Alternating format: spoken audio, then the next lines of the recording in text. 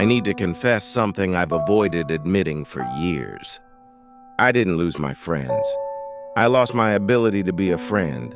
It's strange. You don't wake up one day and find yourself alone. It happens slowly, quietly. A missed call here, a sorry, I'll reply later there. A message you leave on seen because you're tired, busy, or just not in the mood. And you think it's fine. You think you'll reply tomorrow. You think relationships can pause and still stay the same. But one day someone asks you, when was the last time you truly talked to someone you care about? And suddenly your mind goes blank.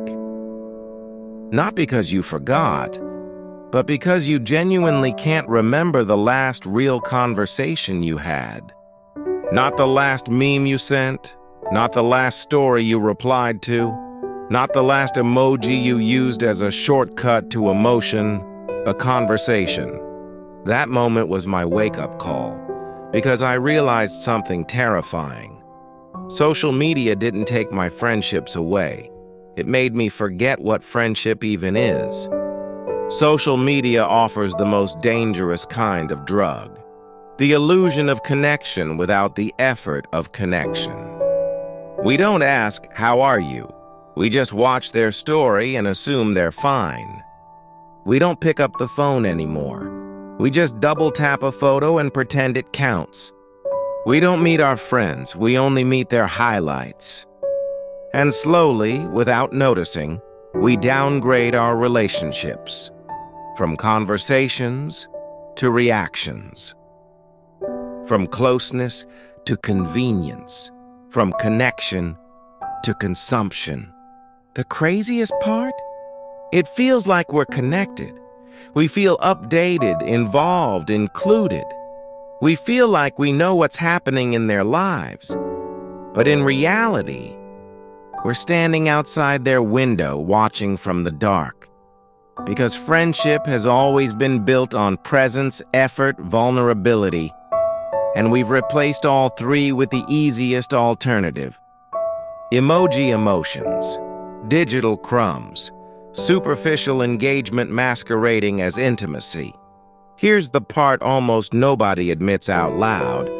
Most people today aren't lonely because they have no friends. They're lonely because they have no real friendships. We've taught ourselves to be too busy for people, too distracted for depth, too overstimulated for silence, too anxious for honest conversations. We've forgotten how to sit with someone and just be present, without refreshing notifications, without multitasking, without thinking about how we're being perceived.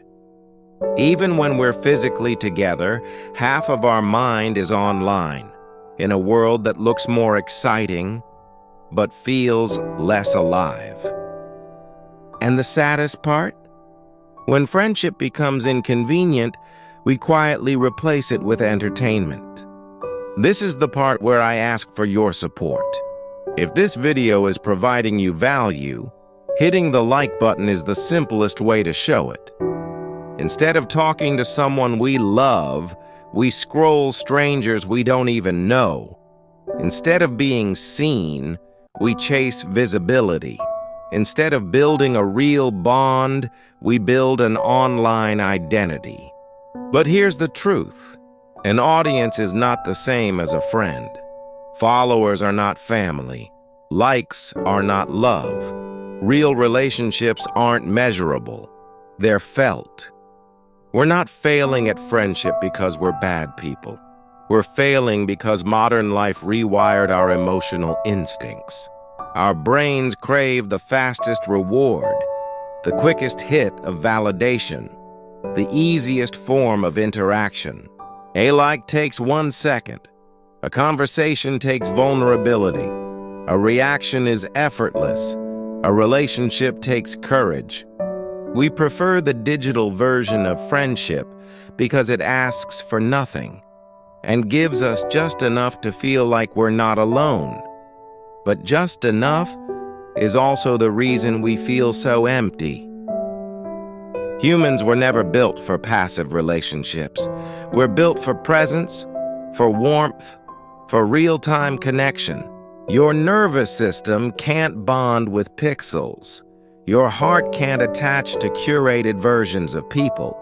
Your soul can't grow on notifications. We need depth. We need the rough, imperfect edges of real human connection. We need the pauses, the silence, the unfiltered moments. Friendship is oxygen. Social media is perfume.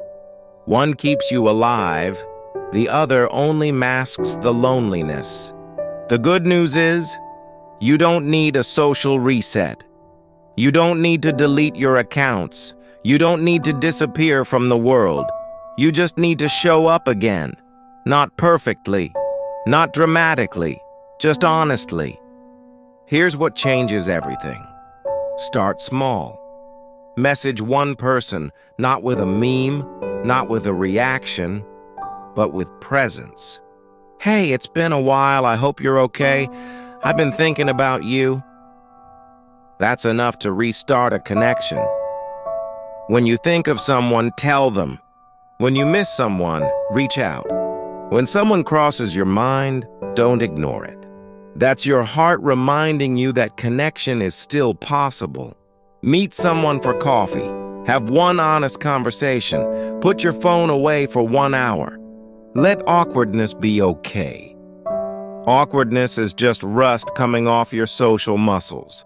And remember this, you don't need 100 friends. You just need one real one. One person who cares, one person you can talk to, one person who knows the raw, unfiltered version of you. Because real friendships don't need constant communication. They need consistent intention. Social media didn't destroy friendship. It only distracted us long enough for us to forget how powerful real friendship is. But the moment you choose presence over convenience, effort over reaction, conversations over scrolling, your relationships change, your loneliness fades, your life becomes richer, softer, fuller. Think of one person you still care about, one person you drifted from, one person who once mattered to you. Reach out, not later, not tomorrow, now. Because real friendship doesn't need perfection. It only needs presence. And presence is something you already have. Now it's your turn. Think of one friend you've been meaning to reach out to. Send that message today. And when you do, drop a comment below and write, "I'm done." Let's celebrate reconnecting with the people who matter.